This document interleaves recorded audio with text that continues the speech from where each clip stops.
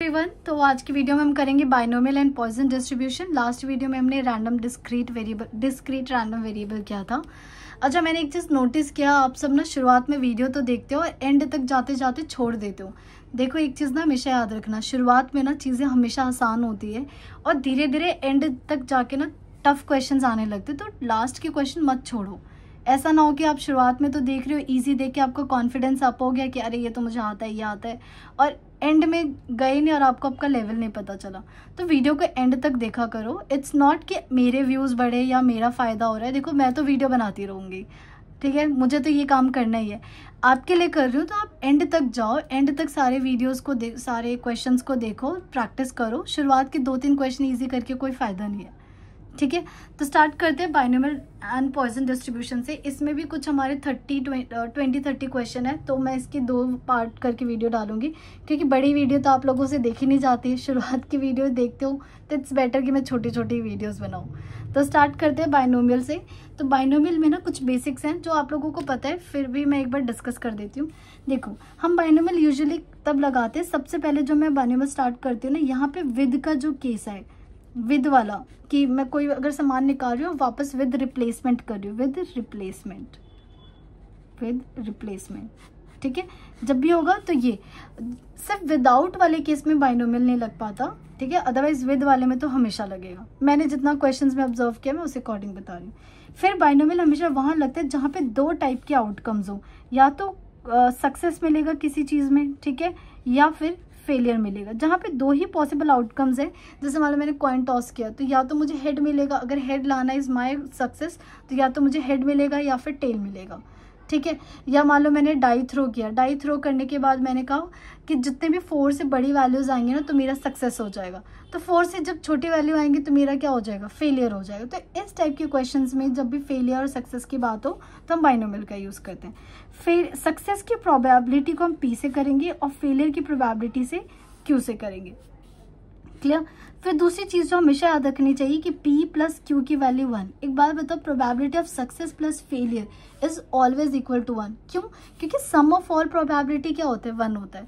तो चाहे सक्सेस मिले या फेलियर मिले, इन सबका प्रोबेबिलिटी 1। ये इसलिए बता रही हूँ क्योंकि क्वेश्चन में इस्तेमाल होने वाला और भर भर के अच्छे तरीके से इस्तेमाल होगा ये चीज़, ठीक है। क्योंकि एनसीआर वाला फॉर्मूला सब याद रख लेंगे, लेकिन ये चीज़ भूल जाते हैं, तो ये याद होने वाला या आने वाला है। उसके बाद हम यहाँ लिखते हैं P X equal to R. X equal to R का मतलब है कि मुझे आर टाइम्स क्या चाहिए, सक्सेस चाहिए। मुझे चाहिए P X equal to R times success चाहिए, आर टाइम्स सक्सेस। जब आपको आर टाइम्स सक्सेस चाहिए तो पी की पावर क्या हो जाएगी, आर हो जाएगी। और how do we write, N C R, P की पावर आर। जितनी बार सक्सेस चाहिए ना तो सक्सेस की पावर उतनी हो जाएगी। सिंपली ऐसे लर्न करें, जितनी बार सक्सेस चाहिए उतनी ही पावर पी की हो जाएगी। तो क्यू की पावर क्या हो जाएगी, एन माइनस आर, ठीक है। ये फॉर्मूला तो आप लोगों को रट ही चुका होगा अभी तक, क्लियर। तो ये था हमारा मीन बाइनोमियल। अब बाइनोमियल में 2 चीज़ें और याद रख लेना, मीन बोले या फिर एक्सपेक्टेड बोले, एक्सपेक्टेड वैल्यू, या फिर एवरेज बोले, इन सब का सेम मतलब है और इसका फॉर्मूला होता है एनपी। सबसे आसान इन प्रोबेबिलिटी डिस्ट्रीब्यूशन में तो हमें एक एक का निकालना पड़ता है ना, बाइनोमियल में तो ये आसान होता है।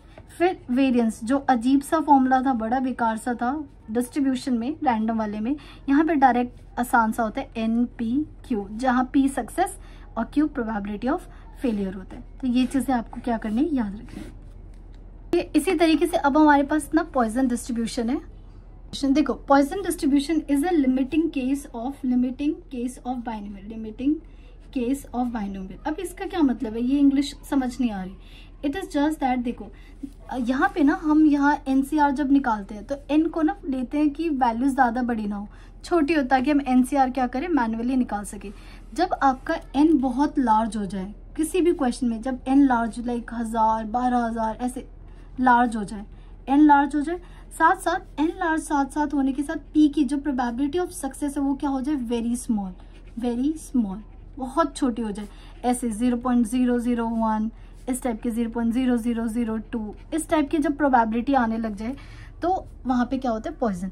अब एक बात बता देती हूँ, पॉइजन के जो एग्जाम्पल होंगे ना वो बहुत सैड होंगे, बहुत ड्रास्टिक से होंगे, जैसे एक्सीडेंट वाला केस, मोर्टेलिटी रेट, फ्लड, ये सारे जो क्वेश्चंस होंगे, या फिर कुछ अच्छे भी होते हैं जैसे कॉल सेंटर होता है, उसमें कॉल्स आते हैं बार बार, ठीक है। तो हर 5 मिनट में जो कॉल आ रहा है, 5 मिनट में कॉल आ रहा है, तो उसकी प्रोबेबिलिटी क्या होगी कि मुझे सिर्फ एक ही बार कॉल बिजी जाए। तो इस टाइप के क्वेश्चंस हमेशा कहाँ आएंगे, पॉइजन डिस्ट्रीब्यूशन होंगे।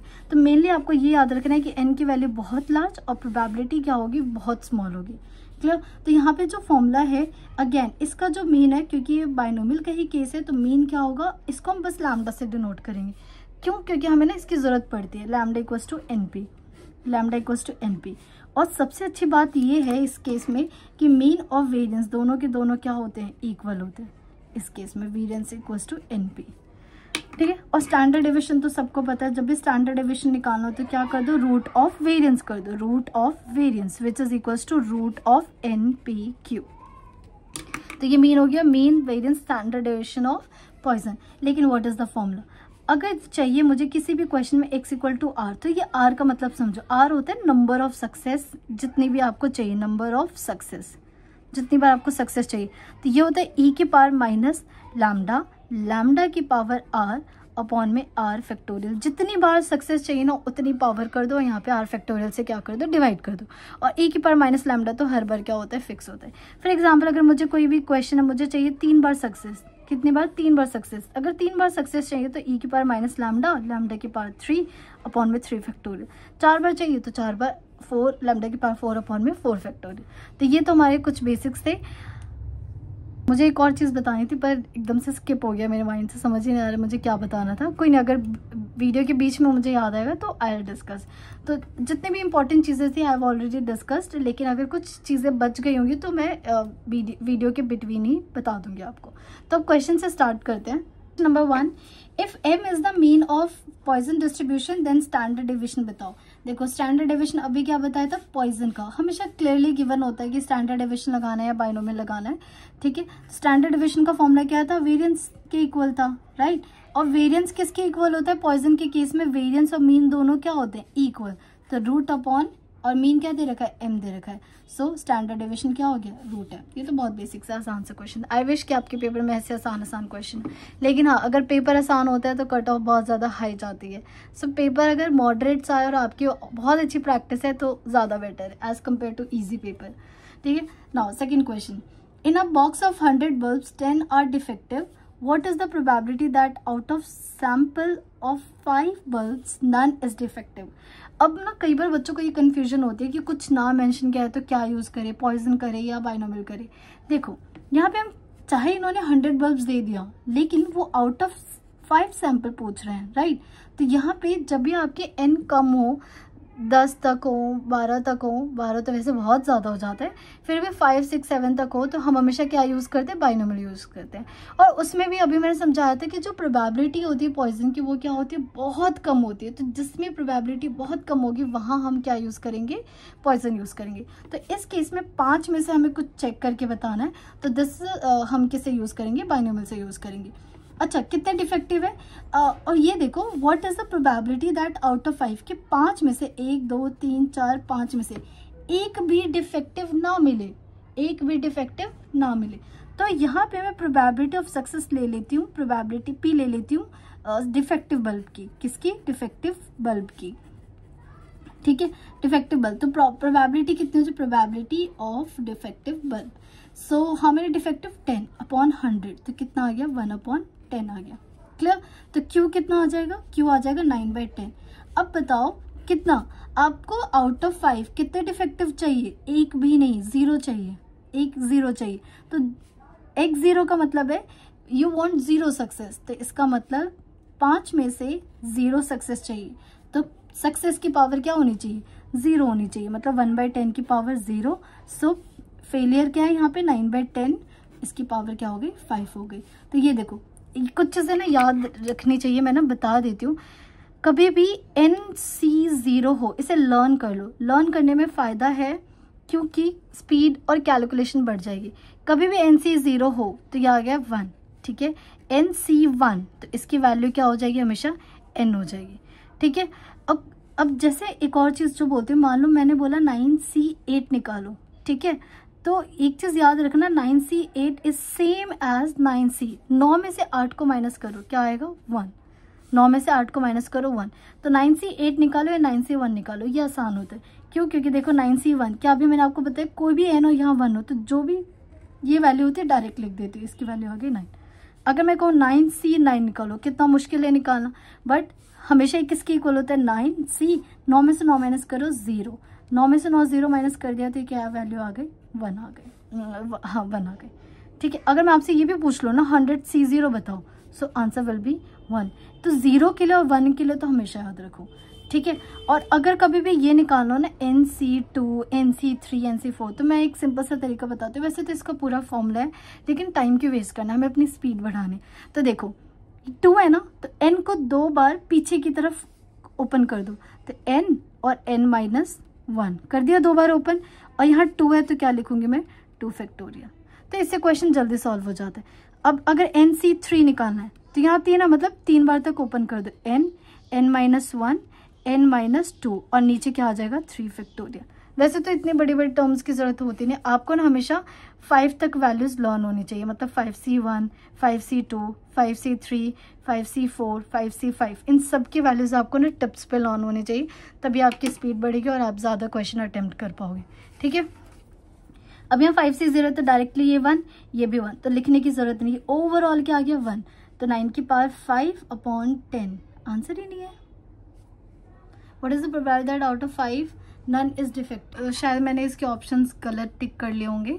ठीक है, सो यहाँ पे इसका आंसर डायरेक्ट आ जाएगा 9/10 की पावर 5। ठीक है, ये सारे ऑप्शंस गलत है।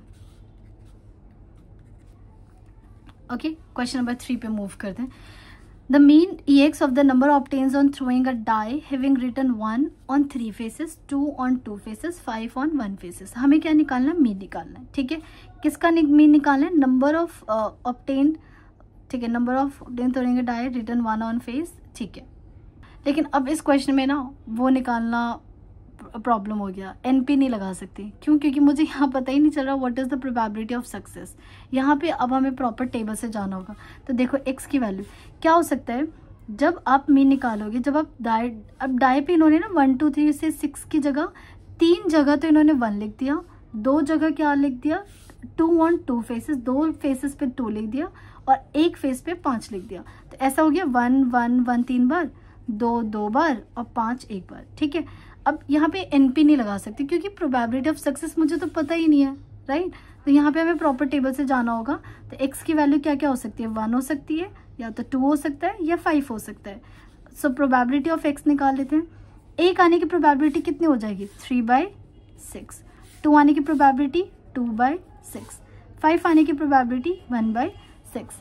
और जब मीन निकालना होता है तो हमें क्या करना पड़ता है, x और PI को मल्टीप्लाई।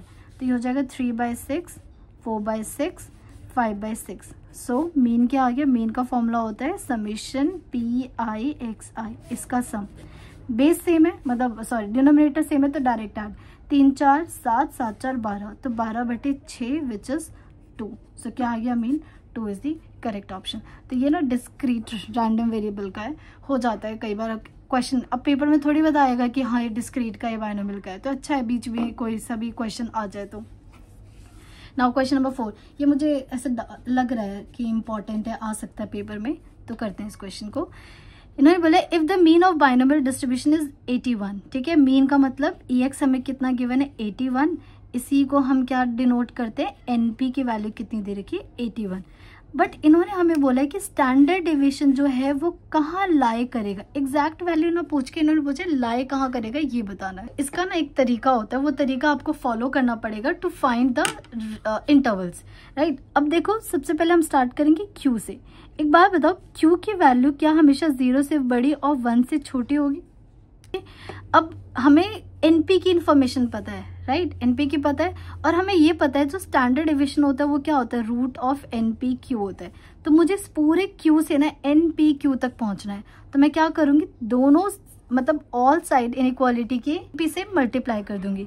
अब मैंने जैसे लीनियर इनइक्वालिटी में बताया था NP पॉजिटिव है, तो जब हम पॉजिटिव नंबर से मल्टीप्लाई करते तो इस पर कोई फर्क नहीं पड़ता है। तो NP से मैंने मल्टीप्लाई कर दिया, तो ये हो जाएगा 0 × NP, ये हो गया NPQ, और ये आ गया NP। ओके, ये तो 0 बन गया, यहाँ आ गया NPQ और यहाँ क्या आ गया 81 आ गया। लेकिन अब हमें ना रूट पे जाना है, तो मुझे बताओ जो रूट की वैल्यू होती है वो हमेशा क्या होती है, या तो 0 से बड़ी या 0 से हमेशा क्या होती है, बड़ी होती है। तो जब मैं रूट ले लूँगी यहाँ पे, जब रूट लूँगी तो ये हो जाएगा √0 और ये हो जाएगा √NPQ और √81। वैसे ना रूट लेना बड़ा आसान नहीं होता, पर ये क्वेश्चन आसान था इसलिए डायरेक्टली हम कर सकते हैं। यहाँ आ गया 0 से बड़ी, क्या ये स्टैंडर्ड डिवीजन है, this is standard division, sorry inequal, और ये क्या आ गया 9। इसका मतलब स्टैंडर्ड डिवीजन की वैल्यू 0 से बड़ी, तो हम इसे लिखते कैसे, क्योंकि 0 इक्वल है तो यहाँ 0 और ये आ गया 9। सो what is the correct option, A. Okay, तो यहाँ पे ना कुछ बच्चों को डाउट होगा कि क्यू की वैल्यू 0 से बड़ी और 1 से क्यों लेते हैं, क्योंकि यहाँ पे ना आपको बाइनोमियल में कहीं लिखा तो नहीं है, लेकिन ये चीज़ मतलब हायर उसमें यूज़ की जाती है कि जो प्रोबेबिलिटी ऑफ सक्सेस होते हैं वो स्ट्रिक्टली ग्रेटर देन 0 और लेस देन 1 लेते हैं। तो क्यू जो होता है इसका रिवर्स होता है, तो अगर यहाँ पे इक्वल नहीं है तो यहाँ इक्वल आ जाता है, यहाँ इक्वल है तो इक्वल नहीं होता है, ये इन दोनों के बीच में रिलेशन होता है। तो रिलेशन यूज करके हमारे पास ये इक्वेशन आ जाएगी। तो ये कौन सा आंसर आया था हमारा correct, A was the correct option. तो आगे मूव करते हैं। क्वेश्चन नंबर 5 में पॉइजन का क्वेश्चन है, ठीक है, और इसमें हमें बोला है px ग्रेटर देन 1.5 निकालना है, ठीक है। अब 1.5 क्या हमें ये बोल रखा है कहाँ तक जाना है, इसका मतलब है 1.5 से जस्ट बड़ा नंबर क्या होता है P2, P3, P4 एंड हमें आगे तक मूव करना है जहाँ तक वैल्यूज गिवन है, लेकिन हमें तो ये पता ही नहीं कहाँ तक है। तो इस केस में हम क्या निकालते हैं 1 माइनस, क्या हमें ये पता है कि P0 plus P1 plus P2 up to N terms तक, जो भी एन टर्म्स तक है इन सब का सम क्या होता है 1 के इक्वल होता है। तो हर बार हम ये चीज़ यूज़ करेंगे। तो अगर आपको यहाँ से वैल्यू चाहिए, यहाँ से लेके एंड तक चाहिए, तो क्या इसकी वैल्यू निकालने के लिए इसको और P0 को इधर भेज देंगे। तो इसको मैं क्या लिख दूँ 1 माइनस में P0 एंड P1 ये लिख दूँगी, ठीक है। सो ये क्या आ जाएगा 1 माइनस P0 को कैसे लिखते हैं, अच्छा what is the formula of Px equal to R, X equal to R का फॉर्मूला होता है e की पावर माइनस लैम्डा, लैम्डा की पावर आर अपॉन में आर फैक्टोरियल। तो जब 0 करेंगे तो ये हो जाएगा e की पावर माइनस लैम्डा, लैम्डा की पावर 0 फैक्टोरियल प्लस e की पावर माइनस लैम्डा, लैम्डा की पावर 1 अपॉन में 1 फैक्टोरियल। अच्छा इसको ना कभी भी लैम्डा डायरेक्ट पुट नहीं करते, ठीक है, इसको एक डायरेक्ट 2 मत करना, कॉम्प्लिकेटेड होता है। तो पहले हमेशा इस ब्रैकेट को सॉल्व कर लो 1 देखो क्या ये पूरा 1 आएगा, ये चीज़ 1 आ जाएगी, और क्या हर बार e की पावर माइनस लैम्डा क्या होगा कॉमन होगा, तो e की पावर माइनस लैम्डा कॉमन ले लिया, राइट, और ये क्या बन गया 1 बन गया, प्लस यहाँ पे क्या बचा सिर्फ लैम्डा बचा। Now put the value of lambda 1 minus e की पावर लैम्डा कितना गिवन है मीन को ही हम क्या डिनोट करते हैं, तो लैम्डा इज गिवन 2, तो e की पावर माइनस 2 प्लस 1 3। तो कौन सा आंसर है 1 माइनस 3 e की power minus 2, D is the correct option. Question number 6 में there are 50 telephones lines in exchange, the probability that any of them will be busy is 0.1। Busy होने की probability क्या दे रखी है 0.1 दे रखी है। The probability that all lines will be busy, तो देखो यहाँ बिजी होना इज सक्सेस, बिजी होना इज सक्सेस, राइट। तो यहाँ पे क्या हो जाएगा प्रोबेबिलिटी ऑफ सक्सेस P निकाल दे, तो P की वैल्यू क्या होगी 0.1 हो गई। हम हमेशा लैम्डा कैसे निकालते हैं, लैम्डा निकालते हैं n इंटू पी। अब बताओ कितने फोन्स को हम चेक करें, देयर आर टोटल 50 टेलीफोन्स, तो n की वैल्यू कितनी होगी 50 इंटू 0.1, इसे सॉल्व करोगे तो क्या आ जाएगा 5 आ जाएगा। अब हमें क्या चाहिए ऑल लाइन्स आर बिजी, तो मीन्स मैं चाहती हूँ Px की वैल्यू जितने भी फोन्स आए ना सबके सारे क्या हो जाए बिजी जाए, तो x इक्वल टू 50। फॉर्मूला क्या होता है e की पावर माइनस लैम्डा, लैम्डा की पावर r अपॉन में r फैक्टोरियल, और r क्या होता है यही होता है e की पावर माइनस लैम्डा, लैम्डा की पावर 50 अपॉन में 50 फैक्टोरियल। सो e पुट कर दो वैल्यू -5 की पावर 50 अपॉन में 50 फैक्टोरियल। सो कौन सा सही है 5 की पावर 50 e की power -5, C is the correct option. Now question number 6 पे करते हैं। An automatic machine produces 20,000 pins per day, on rare occasion it produces a perfect pin whose chance is 1 by 10,000। तो अभी मुझे नहीं पता क्या निकालना है, क्या सक्सेस है वो देख लेते हैं। तो assuming Poisson distribution mean and variance of the number of perfect pins, हमें क्या चाहिए परफेक्ट पिन, तो क्या परफेक्ट पिन आना हमारे लिए सक्सेस है, तो what is the success 1 upon में 10,000, ठीक है। तो जब भी पॉइजन यूज करना होता है सबसे पहले हम क्या निकालते हैं लैम्डा, तो लैम्डा क्या होता है n इंटू पी। ओके कितने पिन्स हो रहे हैं टोटल एक दिन में जिनमें हमें चेक करना है 20,000 पिन हो रहे हैं, 1000 bin, but what is the probability कि 10,000 में से एक होगा। सो यहाँ से कितना आ गया, पूरे 0 से 0 कैंसिल, 20,000 ये ना, हाँ, और ये 10,000 ये, ठीक है। सो ये कितना आ गया, 2 आ गया। क्लियर, लैम्डा की वैल्यू कितनी आ गई, 2 आ गई। इन्होंने क्या पूछा है, मीन पूछा और वेरिएंस पूछे। तो क्या पॉइजन के केस में चाहे आप वेरिएंस पूछो या मीन पूछो, बोथ आर इक्वल। तो यहाँ पे क्या आ गया, 2,2। So which is the correct option, B is the correct option. Now question number 8 पे, फॉर अ पॉइजन डिस्ट्रीब्यूशन, आपके पास ना ये एक्सप्रेशन दे रखा है, इसकी वैल्यू बताओ। और इसको मैं यहाँ लिख लेती हूँ। हमें दे रखा है समीशन के की वैल्यू 0 से लेके इन्फिनिटी तक, ए की पावर माइनस लैम्डा, लैम्डा की पावर के अपॉन में के फैक्टोरियल, ठीक है। ये वैल्यू पूछा, इंस्टेंटली अगर देखोगे तो कहोगे ये क्या दे रखा है, बट एक बार देखो क्या कह रहे हैं, के की वैल्यू एक बार 0 होगी, फिर प्लस, फिर 1 होगी, फिर 2 होगी, फिर 3 होगी, फिर इन्फिनिटी तक होगी। तो जरा एक बार ध्यान से देखो, अगर मैं 0 पुट कर दूँ तो e की पावर माइनस लैम्डा, लैम्डा की पावर 0/0 फैक्टोरियल, e की पावर 1, के की वैल्यू 1, e की पावर माइनस लैम्डा, लैम्डा की पावर 1/1 फैक्टोरियल, के की वैल्यू 2, तो e की पावर माइनस लैम्डा, लैम्डा की पावर 2/2 फैक्टोरियल, और ये एंड तक जा रहा है। If you notice this very carefully, क्या ये जो एक्सप्रेशन है ये पी एक्स की वैल्यू 0 है, क्या ये एक्सप्रेशन पी एक्स की वैल्यू 1 है, और ये एक्स की वैल्यू क्या है, 2 है। और ऐसे धीरे धीरे करके कहाँ तक जाएंगे, एंड तक जाएंगे। And sum of all probability किसकी इक्वल होता है, 1 के इक्वल होता है। तो what is the correct option, D. तो ये indirectly sum of all probabilities पूछ रहा है, which is equal to 1। Question number 9. A TV manufacturer tests a random sample of 6 pictures tubes to determine any defect. Past experience suggests that the probability of defective picture tube is 0.05. Defective picture tube का दे रखा 0.05. The probability that there is at least one defective. तो मतलब defective आना is probability of success. तो यहाँ पे क्या दे रखा है, 0.05 दे रखा है। What will be the failure? Failure कितना हो जाएगा, इसको 1 में से माइनस कर दो तो ये हो जाएगा 0.95। डन, ठीक है। 10 में से 5, 9 यहाँ बचेगा। ओके, अब इन्होंने बोला है प्रोबेबिलिटी निकालो कि एटलीस्ट 1 डिफेक्टिव है। तो अभी मैंने समझाया था, लास्ट वीडियो में समझाया था, इसको लिखना बहुत इंपॉर्टेंट है। एटलीस्ट यहाँ लिखो x और यहाँ लिखो 1। अब कह रहे हो 1 डिफेक्टिव होना चाहिए, हम हमेशा x रीड करते, इसकी वैल्यू कम से कम 1 होनी चाहिए। तो इसकी वैल्यू क्या हो सकती है, 1, 2, 3, 4, 5। तो कौन सा साइन आ रहा है, ये वाला साइन आ रहा है। ओके, तो पी एक्स ग्रेटर देन 1 निकालना है, इसका मतलब क्या, और हम ये कितना कर रहे हैं, 6 पिक्चर्स ट्यूब निकाल रहे हैं। तो ये कहाँ तक जाना है, P1 जाना है, P2 जाना है, और ये कहाँ तक जाना है, 6 तक जाना है। तो क्या ये निकालना आसान है, या हमें एक प्रॉपर्टी क्या बताइए इसको, इसमें कौन मिसिंग है, 0 मिसिंग है। तो डायरेक्टली इसको 1 - P0 लिख सकती हूँ, बस इसे सॉल्व कर लो। 1 - P0, 6 में से एक भी डिफेक्टिव नहीं चाहिए। तो जो इस बार डिफेक्टिव है वो उसकी पावर क्या हो जाएगी, 0 हो जाएगी। तो इसका मतलब सारे के सारे क्या आ जाएंगे, नॉट डिफेक्टिव आ जाएंगे, पावर 6। सो ये देखो, ये क्या हो गया 1, ये भी हो गया 1। तो 1 माइनस में ये आ गया 95 अपॉन में, देखो 100 वगैरह में आंसर है 20 में, तो इसे 100 बाय कर लेते हैं, इसकी पावर 6। तो 1 माइनस इसे कट कर लेते हैं, 5 से करते हैं तो ये हो जाएगा 1, 9 अपॉन में 20 and whole power 6। So which is the correct option, B is the correct option. ठीक है, next 10th question. An insurance company has found that 50% of its claim are for damaging result from accident. ठीक है, damages result from accident का जो इन्होंने claim कर रखा है 50% कर रखा है। The probability that a random of 10 claims, 10 में से will contain fewer than 2 for accident। मतलब इन्होंने क्या कि जो एक्सीडेंट की वजह से जो डैमेज हो रहा है वो 50% है। तो हम चाहते हैं कि फ्यूअर देन 2 से कम हमें क्या मिले, हमारा क्लेम जो भी हमने 10 में से क्लेम किया उसमें से सिर्फ 2 ही खराब होंगे ड्यू टू एक्सीडेंट, ये निकालना है। सो यहाँ पे what is the probability of success, damage होना ही मतलब कह सकते हैं यहाँ पे सक्सेस है। तो 50% इज 1/2, तो क्यू क्या हो जाएगा, नॉट डैमेज का 1/2। अब यहाँ पे क्या चाहते हो, फ्यूअर देन 2, तो ये रहा x और ये रहा 2। साइन बताओ, देखो समझ तो सबको आ जाएगा कि 2 से कम, लेकिन यहाँ साइन लगाने में ना प्रॉब्लम हो जाती है। तो साइन कैसे लगाएंगे, आप चाहते हो कि x की वैल्यू 2 से कम हो, 2 से कम मतलब इसकी वैल्यू 2 से कम का मतलब 0, 1, तो ये वाला साइन। और क्योंकि फ्यूअर बोला है, इक्वल नहीं बोला हुआ, तो हम स्ट्रिक्टली लेस देन 2 लेंगे। तो कौन कौन से नंबर आएंगे, ये आएगा P0 प्लस P1 आएगा।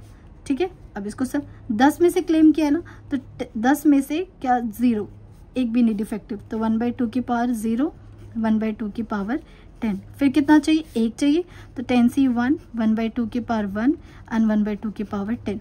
यहाँ पे टाइम वेस्ट करना ही नहीं। क्या ये हर बार 1/2 की पावर 10 बनेगा? सॉरी, यहाँ पे 9 आएगा।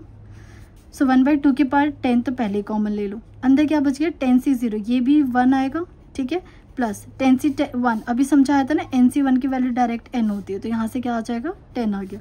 तो 10 + 1 कितना आ गया? 11, और 2 की पावर 10, 2 की पावर 10 अभी तक तो याद ही हो गया होगा, 1024। तो C is the correct option. Okay, question 11. During a pandemic, 10% of the patients who have disease gets complications. ठीक है, 100 patients of a locally get infected by the disease. Then the standard deviation of number of payments getting complication. अब ना ज़्यादातर बच्चे इस question को ना poison से करेंगे। क्यों? क्योंकि ना यहाँ ये सोचेंगे 100 विच इज़ वेरी ग्रेटर, तो सॉल्व करना मुश्किल है। लेकिन देखो यहाँ सबसे पहले बात तो स्टैंडर्ड डेविएशन पूछा है, जो कि हमारे पास नॉर्मल फॉर्मूला है। अबे लेकिन यहाँ देखो, यहाँ जो दे रखा है 10% हु गेट्स कॉम्प्लिकेशंस, तो अगर मैं यहाँ पे p निकालूंगी तो क्या आएगा? 10/100 which is 1/10 which is not equal to 0, which is equal to 0.1। क्या ये जो वैल्यू है बहुत छोटी है? बहुत ज़्यादा छोटी है? नहीं है। और हमें पॉइजन लगाने के लिए क्या बोला जाता है कि n must be very large and साथ के साथ प्रोबेबिलिटी ऑफ हैपनिंग और success must be very low, but ये बहुत ज़्यादा लो नहीं है, इसलिए हम इसमें डायरेक्ट क्या लगाएंगे? बाइनोमियल लगाएंगे। अब यहाँ पे स्टैंडर्ड डेविएशन पूछा है, what is the formula of standard deviation in binomial? It is √NPQ, ठीक है। तो यहाँ पे रूट कितने पेशेंट्स में चेक करना है? 100 पे चेक करना है। ये कितना है? 1/10। तो Q कितना आ जाएगा? Q आ जाएगा 0.9 विच इज़ 9/10, 9/10। तो 10 से 10, ये 0 से 0 कैंसिल, ये कितना आ गया? 3। So D is the correct option. तो यार ऐसा सेम क्वेश्चन एक बार CBSE में भी आया है, और आप देख सकते हो यहाँ पे बहुत सारे क्वेश्चन डायरेक्ट मैंने एज अ इमेज कॉपी कर रखा है, क्योंकि ये मैंने कहीं ना कहीं किसी पेपर से डायरेक्ट उठाया। River passing near a town flood it on average, average मतलब मीन या expected value, on average twice every 10 years, हर 10 साल में 2 बार होता है, तो ये एवरेज गिवन है। तो इसका मतलब दिस इज लैम्डा, लैम्डा की वैल्यू क्या दे रखी है? 2 दे के। Assuming Poisson distribution that town faces flooding at least once in 10 years, कि कम से कम 10 साल में एक बार फ्लड मतलब फ्लड आए, तो इसका मतलब यहाँ पे चाहिए x और यहाँ चाहिए 1, ठीक है। अब एटलीस्ट वाला मतलब 1 या 1 से बड़ी वैल्यू हो सकती है, ठीक है, तो ये आ गया। अब इसका क्या मीन्स है? 1 + P2 + P3 and so on, लेकिन ये निकालना आसान है, इसलिए हम डायरेक्ट लिखेंगे 1 माइनस में P0। और जब पॉइजन डिस्ट्रीब्यूशन निकालना होता है तो इसका फॉर्मूला x = r, e की पावर माइनस लैम्डा, लैम्डा की पावर r/r फैक्टोरियल। तो ये आ गया 1 माइनस e की पावर माइनस लैम्डा, लैम्डा की पावर 0/0 फैक्टोरियल। तो ये वाली वैल्यू तो क्या बन जाएगी? डायरेक्ट 1।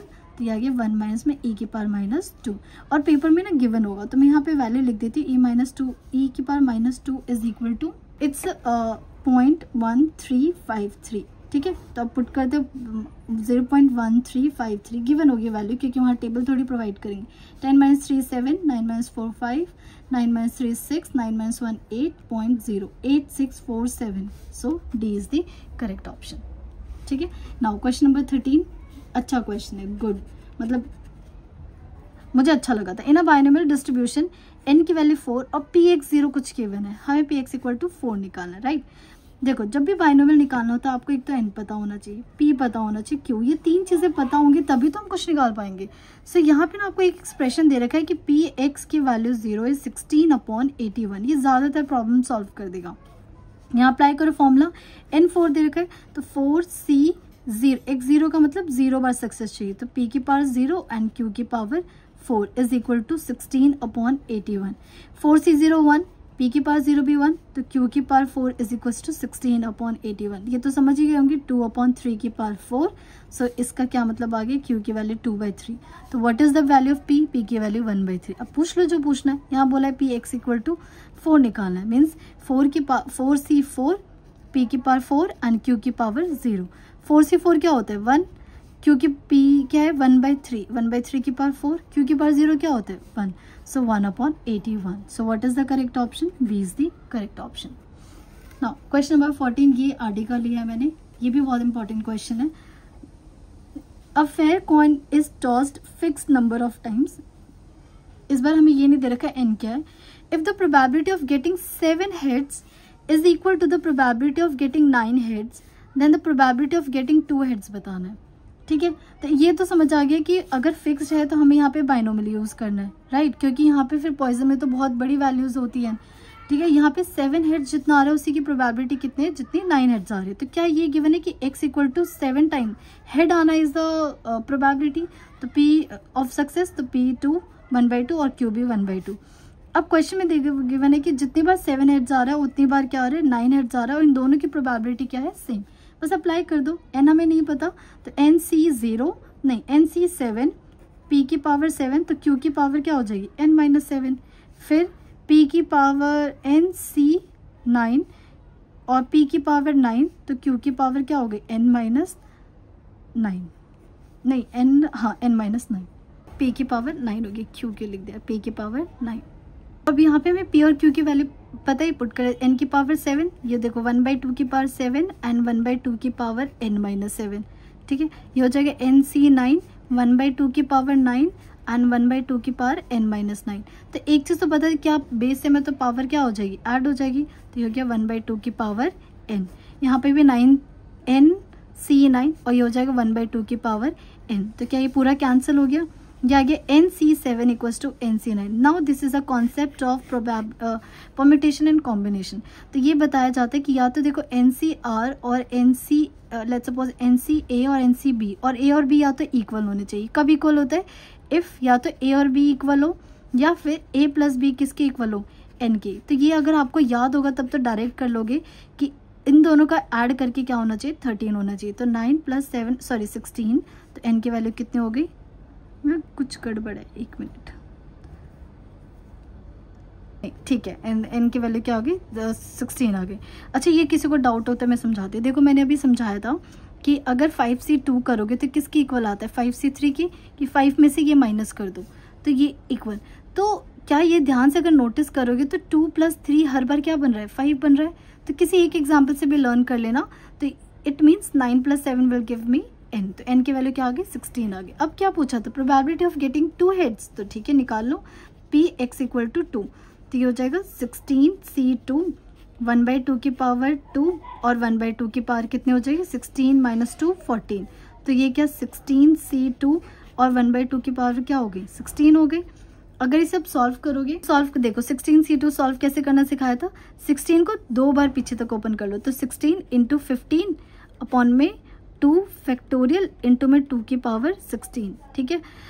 मुझे यहाँ पता है 2 की पावर 16 को क्या लिख सकते हैं मैं, 2 की पावर 4, अच्छा ये 2 से ये कट जाएगा, 8 हो गया, ठीक है, ये हो गया 8 × 15, और 2 की पावर 16 में से मैं 3 हटा देती हूँ तो 2 की पावर 13 बच जाए। क्यों किया, क्योंकि 2 की पावर 3 क्या होता है, 8। तो क्या ये पूरा कैंसिल हो गया, तो ये आ गया 15 अपॉन में 2 की पावर 13। सो कौन सा आंसर करेक्ट है, सी इज द करेक्ट ऑप्शन। बाकी इसमें और भी क्वेश्चंस हैं टिल 30 तक हैं, तो वो हम नेक्स्ट वीडियो में डिस्कस करेंगे। अगर आपको वीडियो अच्छी लगी तो प्लीज़ लाइक एंड सब्सक्राइब।